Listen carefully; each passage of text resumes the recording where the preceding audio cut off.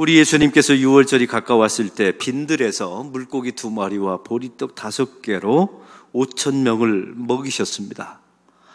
이 말씀은 기적을 보라, 예수님을 믿으면 밥 굶지 않는다, 이런 이야기하는 도덕적인 이야기가 아니었습니다. 도시락을 내놓은 이 어린아이의 헌신을 보아라. 옵사리온, 이 자그마한 이 버릴 것 같은 물고기지만 그가 내놓았더니 다른 사람들을 먹이고 풍성케 하는 헌신이 되지 않더냐, 이런 미담을 소개하는 이야기도 아니었습니다. 이런 도덕적인 이야기, 미담의 이야기를 하려고 사복음서 전체에 오병이어를 기록하지는 않았을 것 아닙니까? 성경은 이것을 표적이라고 말합니다. 내가 생명의 떡이다. 너희들이 만나를 먹고 광야에서 40년 버텼듯이 이 땅에 메시아가 오시면 우리에게 생명의 떡으로 오실 것이다. 세상의 떡은 계속 먹으면 배고프나 나를 믿고 먹는 자는 영원히 배고프지 아니할 것이다. 이걸 말씀해 주고 싶었던 사건이 오병이어였던 것입니다. 사실 우리가 그렇지 않습니까? 세상의 떡을 먹어봤잖아요. 근데 우리 인간은 하나님께서 세상의 떡으로 만족하지 못하도록 우리를 만들어 놓으신 분이 하나님이십니다.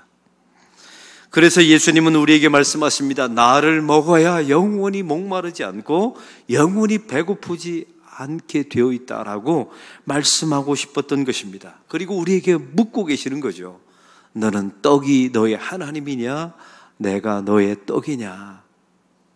이걸 오늘도 우리에게 묻고 계신 겁니다. 오늘 그 교회에게, 한국교회 전체에게 떡과 돈이 너의 하나님이더냐? 이 하나님이 너의 떡이더냐? 이걸 우리에게 오늘도 묻고 있는 것입니다. 사랑하는 성도 여러분, 오늘 이 말씀이 저와 여러분의 가슴 깊은 곳에 좀 부딪혀 오기를 소망합니다. 오늘 오병이어의 기적 후에 일어난 일이 오늘 본문에 적혀져 있습니다. 15절의 말씀을 우리 다 같이 읽겠습니다. 그러므로 예수께서 그들이 와서 자기를 억지로 붙들어 임금으로 삼으려는 줄 아시고 다시 혼자 산으로 떠나 가시니라. 아멘. 이 벳세다 광야에서 예수님이 오병이어 사건을 일으켰습니다. 내가 생명의 떡이라는 걸 말씀해 주고 싶어서요. 근데 이 벳세다 광야에 있었던 5,000명의 사람들은 떡만 먹고 끝났습니다. 우리 예수님을 메시아로 영접하거나 나의 구주 나의 하나님으로 그들은 믿지 않았습니다. 우리 예수님이 죄와 사망의 문제를 해결하시려고 이 땅에 오신 메시아라는 사실을 그들은 믿지 않고 인정하지 않았습니다. 자기들의 배고픔의 문제나 해결해 달라고 말했지 나의 죄와 사망의 문제를 해결해 달라고 그는 주님께 요청하지 않았습니다. 오늘 본문에 왕으로 삼으려 했다라는 내용이 나와 있지요. 이건 완곡한 표현이에요. 이걸 어떤 성경은 이렇게 나와 있더라고요. 예수님을 이용하여 자신들의 배를 채우려 했다. 이렇게 해석이 나와 있어서요. 우리 예수님을 이용하여 자기들의 정치적인 독립의 문제를 이루려고 했다. 저들에게 예수님은 생명의 떡이 아니었던 겁니다. 자신들의 배를 채우려고 예수님을 수단과 도구로 써먹었던 거예요. 자신들의 자존심을 채우려고 예수님을 이용해 먹었던 것입니다. 사실 예수님을 왕으로 삼으려 했다. 이것은 엄청난 시험이었어요. 사랑하는 성도 여러분, 예수님은 이 땅의 사람들에게 떡이나 먹이려고 이 땅에 오신 분이 아니었지 않습니까? 우리 예수님은 죄와 사망의 문제를 해결하려고 이 땅에 오신 하나님의 아들이십니다. 이걸 다시 말하면 우리 예수님은 백성들의 배를 불리게 하려고 이 땅에 오신 분이 아니라 십자가를 지시려 이 땅에 오신 분이에요. 저와 여러분의 죄를 대속하기 위해서 이 땅에 오신 분이죠. 여러분, 사람들이 예수님을 왕으로 삼으려 했어요. 만약에 예수님이 왕이 되었다면 절대 할 수 없는 일이 있어요. 십자가는 질 수 없습니다. 왜냐하면 왕을 십자가에 못 박는 사람들은 없거든요. 이 시험은 그래서 우리 예수님을 왕으로 삼으려 했다. 오병이어 기적을 보고 예수님을 왕으로 삼으려 했다. 이 기적은, 이 이야기는 당신은 십자가를 지지 마십시오라고 말하는 사단의 시험이었던 것입니다. 당신은 우리의 슈퍼맨이 되어서 슈퍼스타가 되어서 이제 편한 길, 영화로운 길, 쉬운 길을 걸어가십시오. 성공의 길을 가십시오라고 말했던 시험이었던 겁니다. 우리 예수님은 이번만 이런 시험을 받은 것이 아니지 않습니까? 우리 예수님이 이제 30세가 되어서 공생애를 시작하십니다. 광야에 들어가셔서 40일 동안 금식기도 하시죠. 이걸 사탄이 금방 놔둘 수 있겠습니까? 왜냐하면 이 사탄의 왕국이 무너지는데요. 그래서 사탄의 왕국을 세우고 예수님이 세우실 그 하나님의 나라를 무너뜨리려고 예수님을 그 광야에 찾아옵니다. 우리 예수님이 40일 동안 금식하셨으니 얼마나 배고프겠습니까? 여러분, 금식기도 해본 적이 있나요? 이건 진짜 못할 짓입니다. 제가 신학으로, 공대에서 신학으로 바꾸려고 기도원에서 열흘간 금식 기도를 해본 적이 있어요. 물만 먹고 열흘간 금식 기도를 했는데 20kg가 빠졌어요. 그리고 더 놀라운 것은 3일째 되는 날이 되니까 이게 환청이 들리기 시작하는 겁니다. 오리온, 오리온. 그때 초코파이가 제일 맛있는 거였거든요. 그래서 오리온 하는 환청이 들려요. 꿈만 꾸면 먹는 꿈을 꿉니다. 이런 일을 4, 5일 반복하니까 미치겠더라고요. 여러분, 우리 예수님은 열흘도 아니고 40일을 금식기도 하셨어요. 그때 사탄이 찾아와서 했던 첫 번째 시험을 기억하십니까? 내가 하나님의 아들이거든 이 돌을 명하여 떡으로 만들어 먹으라 라고 말씀하십니다. 여러분, 이 시험은 두 가지 의미가 있어요. 가장 중요한 것은 너의 앞에 중요한 일과 급한 일이 있는데 너는 급한 일부터 하라고 이 사탄이 예수님에게 시험한 겁니다. 또 한 가지는 십자가를 지지 말라는 거예요. 왜요? 만약 돌로 떡을 만들었다면 그 예수님은 슈퍼스타가 되는 겁니다. 그 백성들의 배고픔을 면해주는 진짜 숭배받는 존재가 되죠. 그 예수님은 십자가를 질 수도 없고 그 지는 길을 갈 수도 없게 되어버리고 맙니다. 또한 사탄은 예수님을 높은 성전 꼭대기에 올라가서 이렇게 말합니다. 뛰어내리라. 그러면 하나님의 사자들이 너를 받아줄 것이다. 이것은 다음과 같은 시험이었습니다. 여기 의미 있는 일이 있고 신기한 일이 있는데 너는 신기한 일부터 하라는 겁니다. 여러분, 우리가 신기한 일을 하면 사람들에게 인기가 있지 않습니까? 이 말도 똑같습니다. 십자가의 길을 가지 말라는 시험이었던 거예요. 그리고 천하열국을 보여줍니다. 세 번째 시험, 나에게 절하라. 그러면 이 모든 천하열국을 너에게 주겠다. 사실 사탄이 주는 게 아니에요. 또 한 가지는 절 한 번 한다고 해서 그 모든 세상을 얻는다. 이건 시험이지 않습니까? 십자가를 지고 대속의 길을 가야 하나님 나라를 얻게 되는 것이죠. 이 세 가지 시험의 공통점이 무엇입니까? 십자가를 지지 말라는 것입니다. 어려운 길 가지 말고 편한 길, 쉬운 길을 가랍니다. 인기 있는 길 가고 사람들에게 존대받는 길을 가라는 것이죠. 슈퍼스타가 되어서 인기를 얻으라, 성공하라. 슈퍼스타가 되면 못하는 일이 있어요. 십자가를 질 수가 없습니다. 왜요? 슈퍼스타를 십자가에 못 박는 사람들은 없기 때문에 그렇습니다. 오늘 성경에 나와 있는 우리 예수님의 반응을 보십시오. 다시 혼자 산으로 떠나가시니라. 한번 따라해 봅시다. 다시 혼자 산으로 떠나가시니라. 여러분, 여기에 이 단어 하나, 오늘 말씀의 전체의 가장 중요한 주제입니다. 다시 혼자 산으로 떠나가시리라. 다시라는 말은 반복적이라는 말이에요. 여기는 두 가지 의미가 있습니다. 우리 예수님에게 날마다 반복적으로 이런 시험이 찾아왔다는 거예요. 십자가의 길을 가지 말라고, 편한 길, 쉬운 길 가라고. 세상 사람들이 말하는 영광스러운 길을 가라는 이 시험이 반복적으로 찾아왔다는 거예요. 반복적으로. 여러분, 성도들도 마찬가지입니다. 요즘 아까 말했던 세습의 문제와 여러분의 세상의 모든 시험의 문제는 사실은 이 문제예요. 우리에게 십자가의 길을 가지 말라고. 굳이 예수 믿고 고생할 필요 있냐고. 편한 길 가라고. 이 시험이 지속적으로 반복적으로 우리에게 찾아온다는 것입니다. 이 시험이 있을 때마다 우리 예수님은 다시 산으로 떠나 가시니라. 가서 기도하셨잖아요. 성도들도 마찬가지입니다. 매일매일의 삶 가운데 이런 시험이 반복적으로 오면 우리가 다시 세상을 떠나서 산으로 다시 혼자 가서 이걸 하나님 앞에 기도함으로 이겨내셔야 합니다.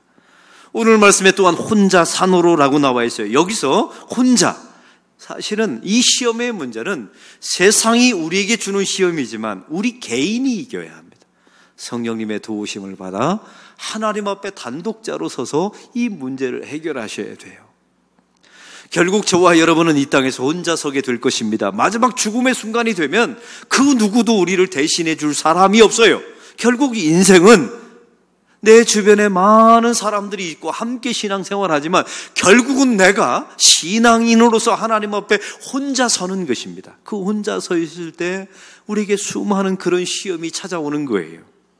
오늘 산으로라고 나와 있습니다. 이 산은 사실은 마태, 마가, 누가복음에 보면 말씀드렸죠. 빈들이라고, 에레모스라고 하는 광야라는 단어입니다. 사실 여러분 사막에 가보신 적이 있습니까? 산이라는 게 별로 없어요. 유대인의 광야에 가면 그냥 돌이 몇 개 놓이는 불쑥 솟아있는 곳이죠. 바로 우리 예수님께서 그 광야에 가셔서 기도하셨습니다. 왜 하필 광야였을까요? 이런 세상에 십자가를 지지 말라, 편한 길 가라, 영광스러운 길을 가라, 이렇게 우리에게 많은 시험이 찾아올 때 왜 산으로, 에레모스, 빈들, 광야로 갔을까요? 이 목사들에게는 로망이 한 가지 있어요. 꼭 가보고 싶은 곳 두 가지가 있습니다. 하나는 산티아고라고 하는 길입니다. 이 중세 수도사들이 하나님을 잘 믿으려고 일주일 내내 열흘간을 걸으면서 묵상하는 길이에요. 아무것도 없습니다. 들판을 그냥 열흘 동안 걸어가는 거예요. 산티아고 길. 또 한 가지 목사의 로망은 가보고 싶은 곳이 사막입니다. 사막. 왜 사막일까요? 이스라엘 백성들을 하나님께서 이끄실 때 사막으로 이끄셨거든요. 하나님의 백성들, 지도자들이 쓰임받을 때는 다 사막의 체험들이 있었어요. 이 사막이라는 곳은 아주 묘한 곳이랍니다. 저는 직접 가보지 않고 옆에서는 지켜봤지만 사막에서는 살아본 적이 없어요. 근데 이 사막의 체험을 한 분들의 이야기입니다. 사막은 아무것도 보이지 않는 곳에서 보이지 않는 하나님을 믿기에 훈련받기에 적합한 곳이라는 거예요. 사실 저와 여러분의 인생길이 그렇지 않습니까? 우리 눈에 많은 것들이 보여요. 사실은 이 세상은 아무것도 없는, 보이지 않는 세상입니다. 그곳 안에서 보이지 않는 하나님을 믿고 만나고 사는 것은 쉬운 일이 아니에요. 내가 경작할 수 있는 땅도 아닙니다. 그곳에서 하나님이 먹이시는 것을 체험하는 것, 여러분 이게 쉬운 일이 아니에요. 왜 그런 곳으로 하나님의 백성들을 40년 동안 끌고 다녔는지 아시겠죠? 왜요? 신앙이라는 것은 세상의 소망을 버리는 겁니다. 그리고 하나님만으로 나의 소망을 삼는 것을 연습하는 것이 신앙입니다. 저는 그 사막에 반드시 가면 거기 가서 한복판에 서서 이런 찬양을 부를 거예요. 세상 소망 다 사라져가고 주의 사랑은 끝이 없으니 살아가는 이 모든 순간이 주 은혜임을 나는 믿네. 언제 한번 사막 가봅시다. 가서 이 찬양 부르면서 우리 하나님 믿는 법을 좀 제대로 배웠으면 좋겠습니다. 오늘 성경은 또한 말합니다. 떠나가시니라. 여러분, 이 말은 산에 들어가시다 이런 의미가 아닙니다. 왕으로 삼으려는 그 사람들을 떠나 고립시켰다는 말이에요. 우리의 마음은 자꾸만 우리의 마음이 왕으로 삼으려 하는 교회, 왕으로 삼으려 하는 사람들, 세상 속에 우리의 마음이 점점 가요. 나의 몸도 갑니다. 근데 우리 예수님은 말씀하시죠. 그들에게서 떠나 자기 자신을 격리시키고 고립시켰다는 것입니다. 인기와 영광과 편리함과 십자가를 지지 말라는 이런 시험에서부터 자기 자신을 떠나 격리시켰다는 거예요. 오늘 말씀에 보면 제자들을 보십시오. 이 예수님은 이미 제자들의 마음이 동요할 줄 알았어요. 왜요? 예수님을 임금으로 추대하면 제자들은 한 자리 할 것 아닙니까? 그래서 제자들이 얼마나 마음이 부풀러 올랐겠어요. 지금 여기가 요단 서편의 벳세다입니다. 벳세다 광야인데 예수님이 이걸 아시고 이 제자들을 좋게 재촉하사 배를 태우세요. 그리고 저 이 벳세다 광야의 반대편인 요단 동편 가버나움으로 제자들을 보내시는 겁니다. 오늘 성경에 이 제자들을 떠나보내는 겁니다. 임금으로 추대하려고 해요. 쉬운 길, 편리한 길, 십자가의 길을 지지 않는 길을 가려고 사탄의 시험이 있었어요. 벳세다 광야에서. 그때 예수님은 당신 자신을 고립시켜 버립니다. 아니, 제자들은 그런 곳에 영향받지 않도록 얼른 배를 태워서 저 반대편 가버나움으로 보내세요. 그때 어떤 일이 일어납니까? 18절의 말씀을 다 같이 18절을 읽겠습니다. 큰 바람이 불어 파도가 일어나더라. 여러분, 이 말씀을 그냥 단순히 파도가 일어났다 이렇게 해석하시면 안 돼요. 성경은 다 그림이거든요. 그림. 다시 한번 설명합니다. 이 예수님과 제자들을 임금으로 삼으려 했던 벳세다 광야에 있었어요.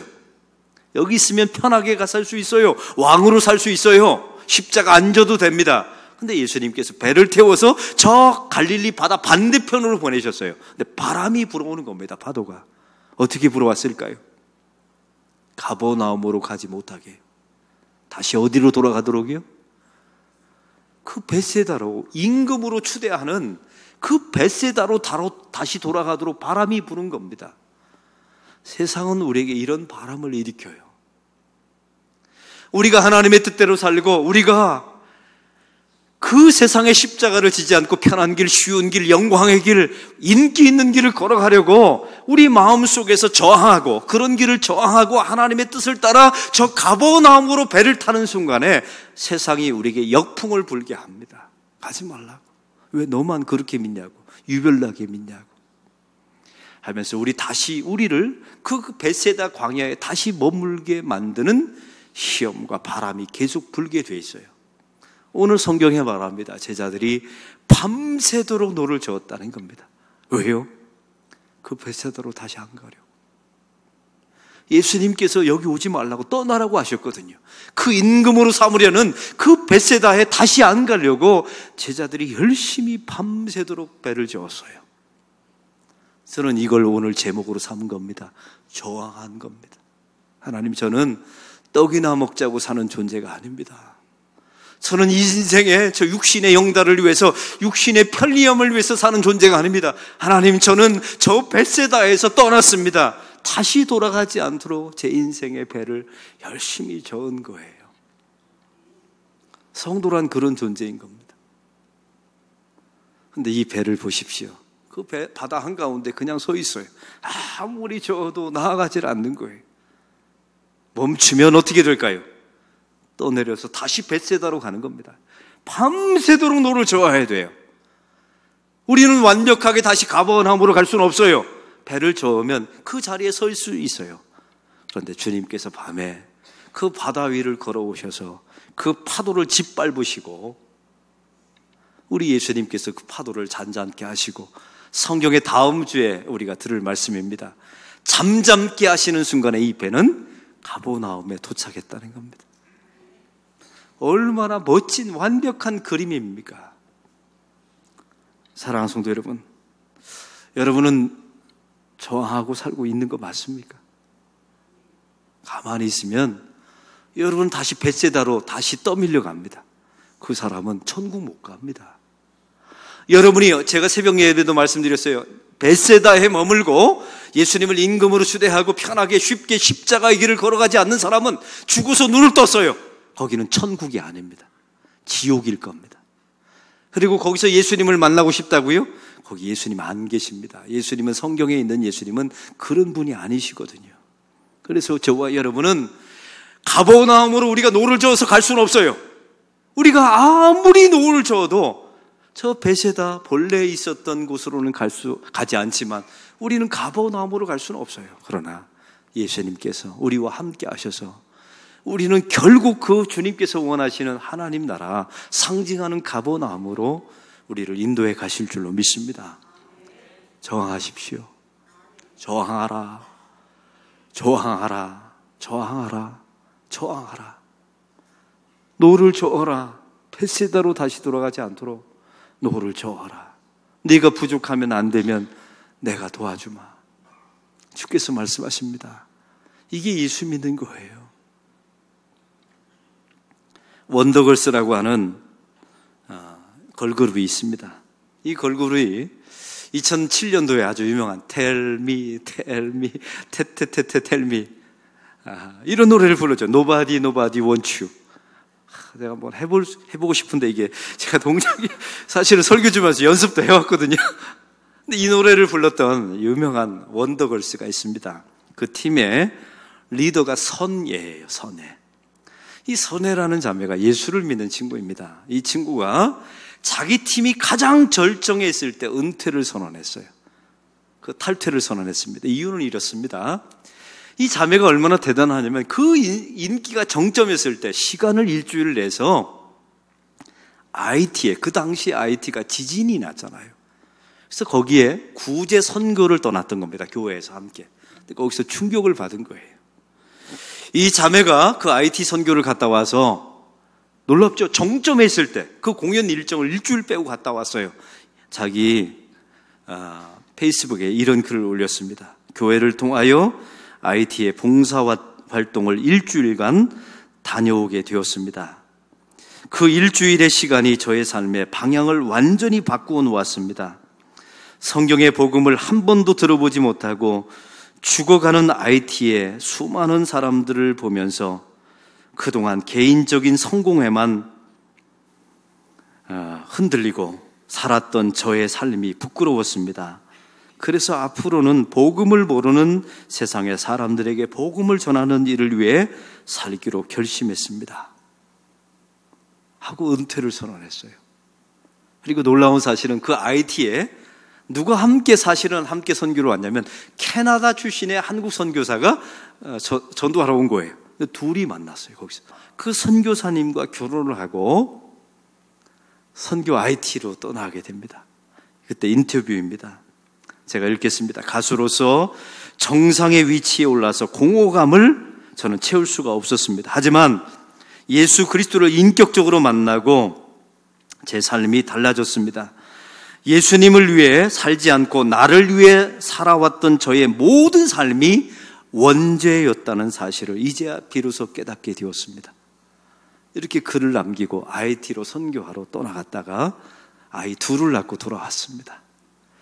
이때 이찬수 목사님이 이 선혜를 직접 만났다고 합니다. 그래서 물어봤대요.